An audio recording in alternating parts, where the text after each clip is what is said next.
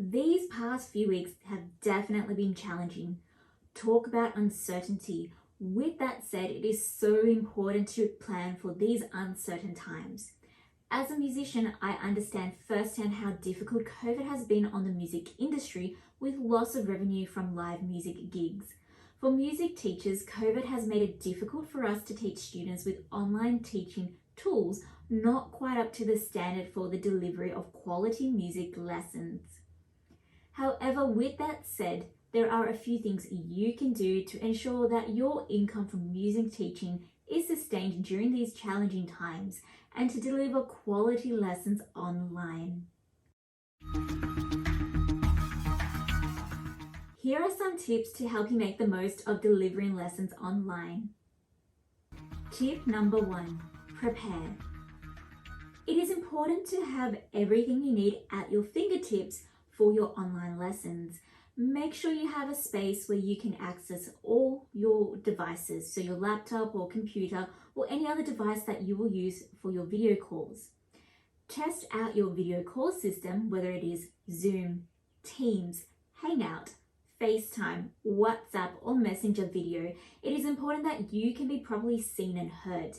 Make sure your room is well lit, and if you can, invest in a separate microphone. If you don't have access to one, I find the Apple EarPods are fantastic for hearing your students, but also for them to hear you clearly. Lastly, make sure you have access to the books your students will be using for the lesson, and if possible, scan or take a photo of the piece they are working on before their lesson so you can mark up the score digitally if necessary to help the student understand the areas they can work on. Tip number 2, organize. Online lessons don't require much additional organization than normal face-to-face lessons. However, you may find you need to be more flexible with your lesson times. You should try to stick to your normal schedule. However, do allow some time for technological mishaps and have a system in place so that if these technological mishaps do occur, that you are prepared and able to deal with them. For me, I find sending a message to the next student or two if I'm running a few minutes late very helpful. Alternatively, I like to leave a 5-minute break between students to allow for potential issues, but to also give me a break from the screen. I also have a backup video system just in case there are issues with the audio quality. Make sure you have all your students' details up to date, especially email addresses, so that you can create calendar invites with lesson links for your students. Lastly, you can use an online calendar scheduler like Calendly to schedule your students and share with them your available times if a lesson needs to be rescheduled or made up.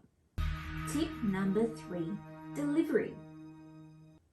Make sure you are familiar with the video call platform that you will use with your students and be prepared with a backup platform. I typically use Zoom because I like the annotate feature, which allows me to draw on PDFs of sheet music and other resources I have. However, I do find Zoom can have quite a few audio problems depending on the device used. For instance, when students use iPads with Zoom, I find the audio quality very glitchy with noise cancelling issues dependent on the direction the student stands in relation to the device. If students are using iPads with Zoom, I recommend they also utilize wireless headphones. My alternative system is FaceTime. I find the audio quality is excellent, however there is no annotate feature and you cannot share your screen. However, with that said, Apple has announced in June that iOS 15 and macOS Monterey will be releasing an update to FaceTime where you can schedule FaceTime calls, watch videos and listen to music with others and share your screen. So this will definitely assist in making online learning more engaging and interactive with our students. If you are game enough like I am, you can beta test these features before the official release date in spring this year. Finally, in addition to video call technology, I like to take notes of what happens in the lesson, such as what the student needs to improve on. At the end of the lesson, I share these virtual notes with the student through a shared drive for that specific student. To do this, I use OneNote. You can create a specific folder for the student and store notes related to the lesson And this is a great way to provide feedback, but also provide motivational comments about their playing. It is also a fantastic way for you to keep track of what you do with the student each and every lesson, and this can help you prepare material and resources for the next lesson. Tip number 4, engage. Now, this is the most important step in online lessons. For many students, it is difficult learning online and not just for playing musical instrument. You want to make sure that you can engage your student and help them sustain enthusiasm for their learning. A good way to do this is to genuinely ask how the student is doing and what has been the highlight of their week so far at the start of the lesson. This helps you relate to the student, and the open type question allows the student to feel they are being supported and cared about.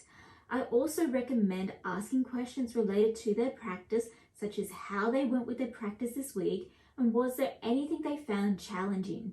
This will help signpost any difficulties a student has had with their learning and help you adjust your teaching style to both the student and the online platform. You can also make the lesson more fun, especially for younger students, by utilizing emojis, stickers, animated backgrounds in Zoom. Don't be afraid to get a little creative and use storytelling tactics to help students overcome the challenges they face. So that's my 4 tips for making the most of online music teaching. If you have any additional tips or tricks, please comment below. I'd love to hear what you do to engage your students in the online learning environment. And likewise, if you like this video, give it a thumbs up below.